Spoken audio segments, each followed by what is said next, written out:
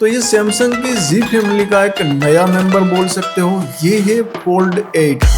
ये गड़बड़ है बाबा।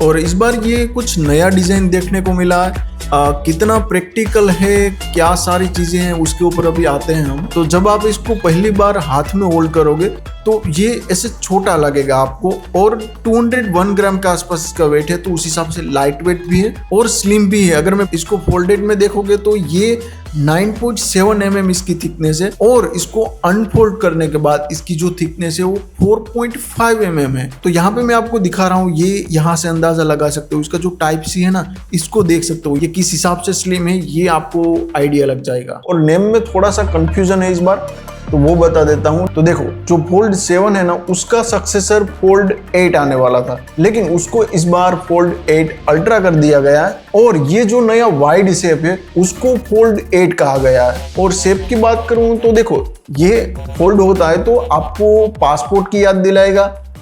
ये तो है, लेकिन वो जो ब्लैकबेरी पासपोर्ट आता था, ये उस शेप का भी लगता है। बाकी देखो, बिल्ड में यहाँ पे आगे की साइड में गोरिल्ला ग्लास सिरामिक 3 मिलता है, और ये जो पीछे की साइड है वहां पे आपको गोरिल्ला ग्लास विक्टस 2 देखने को मिलता है। बाकी यहाँ पे IP48 देखने को मिलेगा, और ये जो फ्रेम बना हुआ है वो आर्मर एल्यूमिनियम का फ्रेम है। बाकी इसमें कोई एस पेन का सपोर्ट नहीं है। और जब आप इसको ऐसे सिंगल हैंड से यूज करोगे तो सिंगल हैंड से यूज करना भी ऐसे इजी है। हाँ, थोड़े से हाथ छोटे हैं तो उस केस में थोड़ा सा ऐसे उंगली को आपको ऐसे आगे करना पड़ेगा। बाकी ये जो आउटर स्क्रीन है वो 5.5 इंच का 120 हर्ट्ज का LTPO AMOLED स्क्रीन है, और 8-bit HDR10+ और 3000 निट्स की इसमें पीक ब्राइटनेस है। बाकी जैसे ही आप इसको अनफोल्ड करते हो तो यहाँ पे 7.6 इंच का 120 हर्ट्ज का LTPO AMOLED स्क्रीन देखने को मिलता है। यहाँ पे भी 8-bit HDR10+ का सपोर्ट देखने को मिलेगा। 3000 निट्स की पीक ब्राइटनेस यहाँ पे भी मिलेगी। यहाँ पे आपको एंटी रिफ्लेक्टिंग कोटिंग भी देखने को मिलती है। आगे की साइड यहाँ पे एंटी रिफ्लेक्टिंग कोटिंग नहीं है, अभी यहाँ पे दी जा सकती थी। सैमसंग नेक्स्ट जो आगे का स्क्रीन है वो 4:3 रेशियो वाला स्क्रीन है। इंटरटेनमेंट वाली चीजों में थोड़ा बेहतर प्रैक्टिकल है अगर हम फोल्ड 8 अल्ट्रा के कंपैरिजन में बात करें। बताता हूँ, वैसे आपको सारी चीजें एक्सप्लेन करता हूँ। देखो, अगर मैं फ्रंट स्क्रीन में यहाँ पे शॉट देखता हूँ तो ये कुछ इस तरीके से दिखता है, तो आपको यहाँ पे थोड़ा सा ऐसा लगेगा ये थोड़ा छोटा स्क्रीन है। तो जैसे आप इसको अनफोल्ड करते हो तो यहाँ पे शॉट कुछ इस तरीके से दिखता है। इनफैक्ट जैसे आप रोटेट करोगे इसको तो शॉट कुछ इस तरीके से दिखेगा। नो डाउट ये काफी प्रैक्टिकल लग रहा है। बाकी आर्टिकल रीड कर रहे हो तो देखो, इस तरीके से मैं आर्टिकल रीड करता हूं तो कुछ इस तरीके से दिखने वाला है, और ऐसे रोटेट करता हूं तो ये ज्यादा प्रैक्टिकल लगता है। आर्टिकल रीडिंग हो गया या फिर शॉट देखते हो। इनफैक्ट आप जब YouTube में वीडियोस देखते हो, आउटर स्क्रीन है वहां पे भी अगर आप देखोगे तो YouTube के थंबनेल है वो काफी सही दिख रहे हैं। और इनर स्क्रीन में भी वीडियो देखोगे आप, लॉन्ग वीडियो देखोगे तो उस केस में भी आप यहाँ पे इस तरीके से देखोगे तो ये काफी बेटर यूज कर पाता है इस स्क्रीन का। और अगर फोल्ड 8 अल्ट्रा है तो वहां पे जो ऊपर और नीचे ब्लैक बार है वो ज्यादा देखने को मिलते हैं, तो यहाँ पे ये इसको बेहतर तरीके से यूज कर पा रहा है। बाकी मैं और एक चीज देख रहा था कि इसमें फ्लेक्स मोड नहीं दिया गया। अब ये क्या है कि आप मोबाइल को अगर फोल्ड 8 अल्ट्रा है तो उसको जैसे ही थोड़ा सा इस तरीके से क्लोज करने जाओगे तो वहां पे अगर YouTube है तो उसमें इस तरीके से प्लेयर आ जाएगा, या इसमें ऐसा नहीं दिया गया। कहने का मतलब ये है कि ये जो फ्लेक्स मोड है वो ऐसे बीच में रह के काम करता है, लेकिन इसका स्क्रीन बीच में रह ही नहीं पा रहा। सो हाँ, ये भी हो सकता है कि फ्लेक्स मोड इसलिए ना दिया गया हो। अब क्रीज का क्या हाल है, देखो ये सच बताऊं तो अगर आप इस तरीके से उंगली भी घुमाते हो तो आपको ये फील ही नहीं होगा कि इसमें क्रीज है या फिर नहीं। इनफैक्ट आप एकदम ध्यान होकर इससे नोटिस करोगे तो आपको एकदम हल्का यहाँ पे फील होगा कि नहीं थोड़ा सा है, पर ऐसे नॉर्मल यूज में आप लगेगा ही नहीं कि इसमें क्रीज आपको फील हो रही है। और ये इसलिए हुआ है कि इस बार इसमें फ्लेक्स टाइटेनियम का यूज किया गया है। और हाँ, ऐसा भी नहीं है कि क्रीज दिखती ही नहीं, तो हाँ ये कुछ इस हिसाब से है। यहाँ पे आप देख सकते हो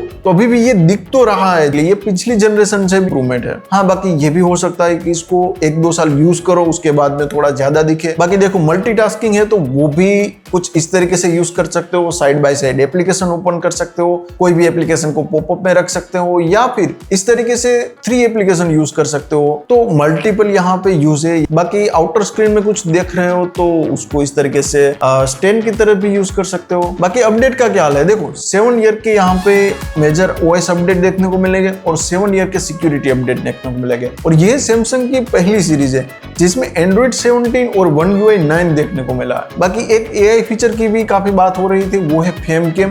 अब देखो, आपने इस तरीके से एक वीडियो शूट किया है जिसमें मल्टीपल लोग हैं और आपको एक पोर्ट्रेट वीडियो निकालना है, वो भी आपका। तो आपको जिसका भी फेस ट्रैक करना है उसको सिलेक्ट कर लेना है और यहाँ से जो एस्पेक्ट रेशियो है उसको सिलेक्ट कर लेना आप, और उसके बाद में ये उस सब्जेक्ट को ट्रैक करते हुए आपने जो फॉर्मेट सिलेक्ट किया है उसमें ये आपको वीडियो निकाल के देगा। बाकी प्रोसेसर में स्नैपड्रैगन का 8 Elite Gen 5 देखने को मिलता है। स्टोरेज यहाँ पे UFS 4.0 रहने वाला है और ये स्टोरेज में देखने को मिलेगा। और रैम में भी यहाँ पे आपको 12 और 16 दो ऑप्शन देखने को मिलेंगे। LPDDR5X रैम टाइप रहने वाला है। सो या अब बात करते हैं कैमरे की। तो इसमें देखो, सबसे पहले यहाँ पे जो इनर स्क्रीन और आउटर स्क्रीन में जो कैमरा है वो दोनों ही 10 मेगापिक्सल के कैमरा है। तो यहाँ पे कुछ सैंपल आपको दिखा रहा हूं, आप देख सकते हो किस हिसाब से है। पर हाँ, इसमें ये कोई अफसोस वाली बात नहीं, क्योंकि आप इसका जो बैक कैमरा है उसको ही सेल्फी की तरह यूज कर सकते हो। तो मेन फोटोग्राफी में आप उसका ही यूज करोगे ज्यादातर। और कैसे, देखो यहाँ पे पीछे की साइड में आपको दो कैमरा मिलते हैं, एक 50 मेगापिक्सल का मेन कैमरा और दूसरा है वो है 50 मेगापिक्सल का अल्ट्रा वाइड। बाकी 200 मेगापिक्सल या फिर टेलीफोटो कैमरा यहाँ पे देखने को नहीं मिलेगा। अब इससे अगर रिकॉर्डिंग की बात करें तो यहाँ पे आपको मैं वीडियो दिखा रहा हूँ।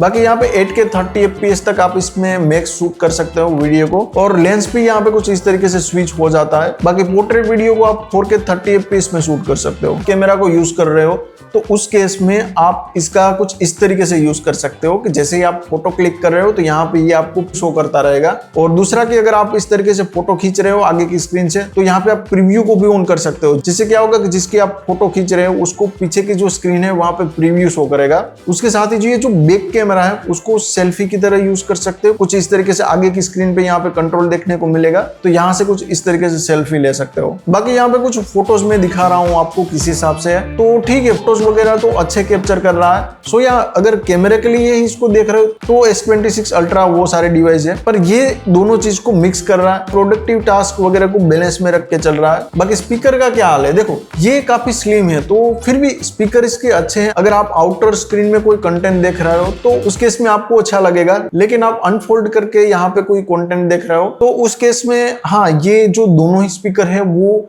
एक साइड चले जाते हैं और थोड़ा सा आपको लगेगा कि ये आवाज एक साइड से आ रही जबकि वीडियो से फुल स्क्रीन में चल रहा है। तो ये थोड़ा सा मुझे महसूस हुआ इस तरीके से। बाकी Wi-Fi 7, Bluetooth 6 और USB 3.2 Gen 1 देखने को मिलेगा। बाकी साइड में यहाँ पे फिंगरप्रिंट स्कैनर है। बैटरी की बात करते हैं तो 4800 mAh की इसमें बैटरी मिलती है और इस बार सैमसंग ने इसमें सिलिकॉन यूज किया है। बाकी 45 वोट का वायर चार्जिंग, 20 वोट का वायरलेस चार्जिंग और 4.5 वोट का रिवर्स वायरलेस चार्जिंग देखने को मिलता है। सो ये कुछ कलर ऑप्शन देखने को मिलेंगे, एक ऑनलाइन स्पेसिफिक है। बाकी प्राइस इसका 1,80,000 से स्टार्ट होता है। अब देखो, प्रोडक्टिव टास्क करने हैं वो भी हो जाएंगे, कंटेंट वॉचिंग करना है तो वो भी हो जाएगा। तो या ये सिर्फ ज्यादा प्रैक्टिकल लग रहा है अगर बात करें इनर स्क्रीन या फिर आउटर स्क्रीन। बाकी आगे देखते हैं किस हिसाब से इसका बेटर तरीके से यूज हो पाता है। वैसे आपको ये सिर्फ कैसा लगा कमेंट में बताना। वीडियो अच्छा लगा हो तो लाइक कर देना।